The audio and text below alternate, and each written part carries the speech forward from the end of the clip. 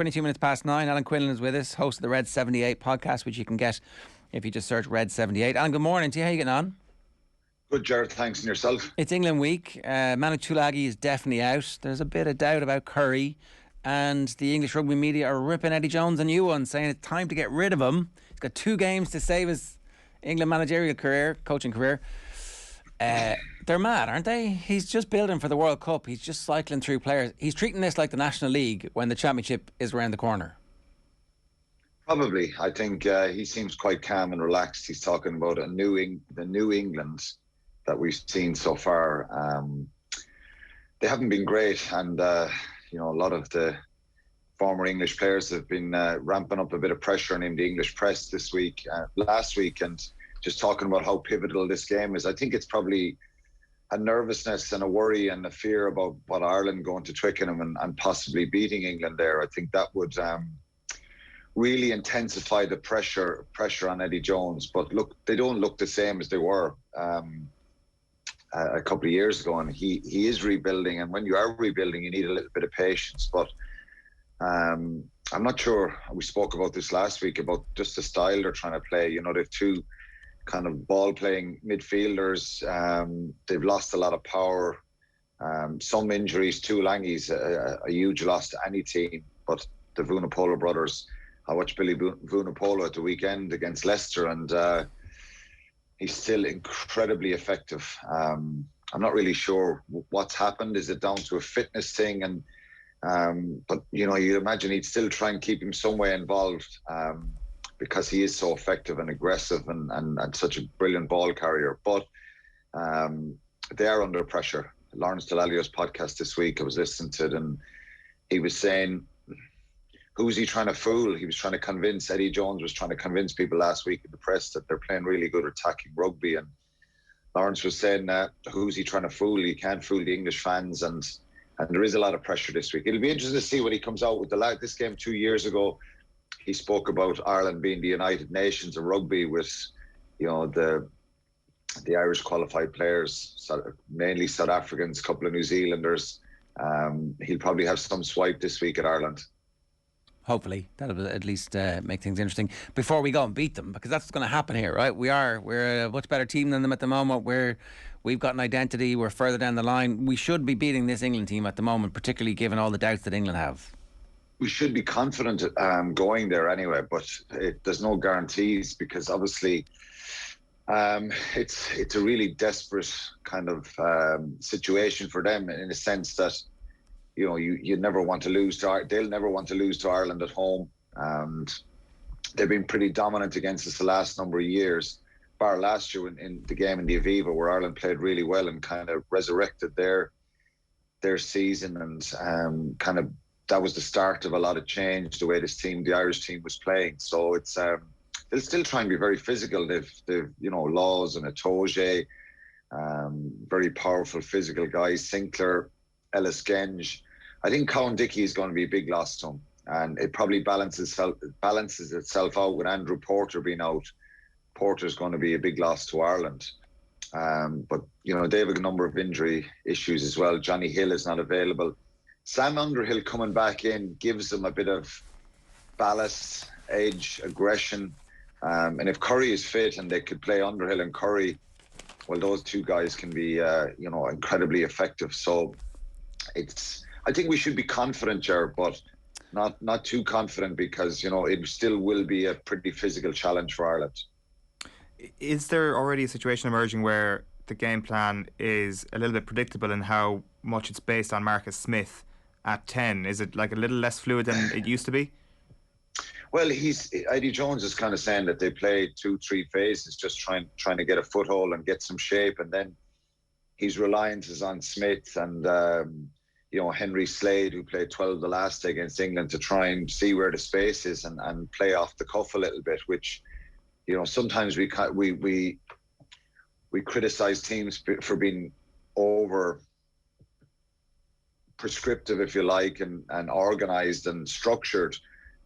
He's trying to play a little bit less structured, I think, but still England kick the ball a lot themselves, and they just lack that little bit of penetration. They have a lot of footballers and ball players in that back line, but They were quite lateral against Wales a lot of the time, and struggled to find any sort of identity. So when he says the new look England, I'm not really sure what they're doing at the moment, but it's a strange one on, because it's hard to judge them. They were really poor in Scotland. They had a lot of possession, but just lacked any sort of ruthlessness to put Scotland away. And when you look at the possession stats and stuff and territory after the game, England should have won that game. Italy, hard to judge us, 33-0. I think that was the score, and they were lackluster a little bit at times there, and look like they're not really sure what they're doing sometimes, particularly when they get into multi-phase. But I'm sure they'll be better organised this week, and probably better for that hard-fought win against Wales at home. But on the balance of what we've seen so far, Ireland should be pretty confident going there, and confident in getting result, and confident of implementing their own plan there. But you never know. You're going to get a physical... Ireland don't want to get ahead of themselves, or the public or the media, because England will be really kind of physically aware and ready for Ireland, and looking to impose themselves. Bookies have it essentially a 50-50 game. Ireland slight favourites heading into it. These are the tests that we need to learn how to navigate if we are going to be successful over the next couple of years in our group in the World Cup, and then the opponents that we're coming up against in a potential quarter-final if we make it that far. So from that perspective, what are you looking for? Okay, so front up to the physical stuff, but what do we need to see pointers about game management, about intelligence? Yeah, I think that's really important. You mentioned it, Jared, game management and composure, because what are England going to do? If you were England here, you're going to try and be physical. A lot of these guys would have been involved in English teams in the last number of years who physically got the better of Ireland. So they're going to try and work off that template straight away. And they always do, English teams. They still have a big physical side. Atoje, Laws, Dombrandt, if he plays. They're all going to try and annoy Tyke Byrne and get him sent off. Of course. Well, they're going to try, and I don't know about getting him sent off, but they're trying to they're going to try and stop Ireland's flow. Ireland's accuracy in November, and particularly in that Welsh game, had moments of it in France, and the type of game they're trying to play. How do you stop that? You stop that with line speed and aggression, and Sean Edwards, France, did it defensively and stopped Ireland and physically overpowered them. The breakdown is probably the key here, and that's an area where Ireland need to get back to where they were in November. France really unsettled them there and caused them issues, and that line out, I kind of highlighted the line out, just what kind of type of possession and ball you get off the line out. And if Ireland can hold on to the ball and be composed, well, then they can implement the game they want to play, and that expansive multi-phase game, their accuracy and their lines of running and all that stuff have been very impressive so far. So I'm not saying England solely to beat Ireland or have to just stop them, but it's probably, it'll be their biggest focus this week. How do they get off the line really quickly? How do they go after Ireland's breakdown? So that's them. What do we do if they do all that to us? We just need to be better.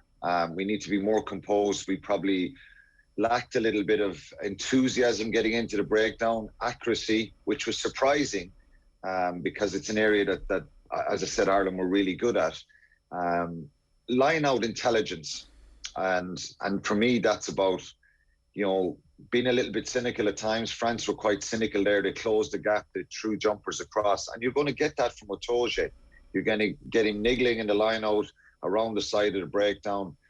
And Ireland just need to be really alert to what England are trying, the pressure England are going to put on them. Because usually, Jerry, in any sport, it's the pressure you absorb. How can you cope with that? And those kind of moments when you were defending, can you keep your composure, keep your patience in defence? And that's what usually wins games in these tight games, and enables you to play. So I think it's the type of pressure England put on Ireland. I wouldn't be, it's a very, very risky statement, but I wouldn't be overly concerned that England are going to cut us open with their play. I think they can be effective, and they'll kick their penalties and they'll try and get into Ireland's half. And for Ireland, they've got to put pressure on Marcus Smith, because if he goes well, he can cut you open. But the flip side of that is if you get in his face and defend really well, he can force things a little bit. Are there any selection issues from an Ireland perspective, or is it all fairly obvious? James Lowe comes back in. Who plays in midfield? Sexton starts. Yeah, I think Sexton does start. I think this is this is a vital game for Ireland. I think they're still in with a shout in the championship. They'll be hoping Wales maybe will do them a favour on Friday night. Not really sure. I think France are on the front foot now, and it'll be hard to stop them. But the second row, if you have Tadhg Byrne, James Ryan, and Ian Henderson all available, who plays there? The temptation could be to put Henderson in with Byrne. I think Byrne probably starts because James Ryan and Henderson were out for the Italian game. The midfield, again, it's a bit of a conundrum. You're splitting hairs, Robbie Henshaw, Bundy Aki. It's a tricky one. But look, I think Ireland are in pretty good shape from an injury profile. Andrew Porter obviously is a little bit of a loss, and you lose some stuff around the field from him. But Cian Healy will, from a set point of view, will there won't be any weakness there. But it'll be a pretty predictable Irish team, I think, which is good, and a consistent Irish team. Right, so you're feeling good about life?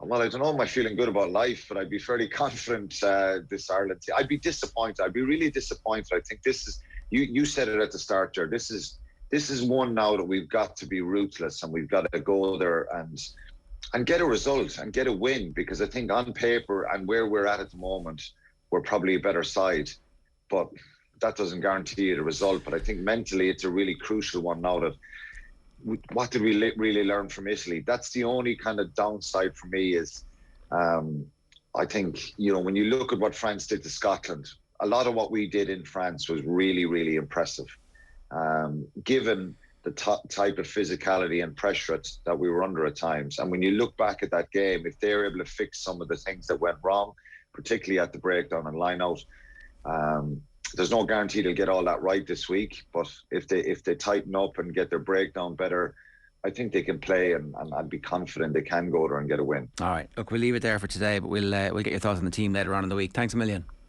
Cheers, lads. That's Alan Quinlan giving us his thoughts there. A reminder, OTB AM brought to you live each morning by Gillette Labs for an effortless finish to your day.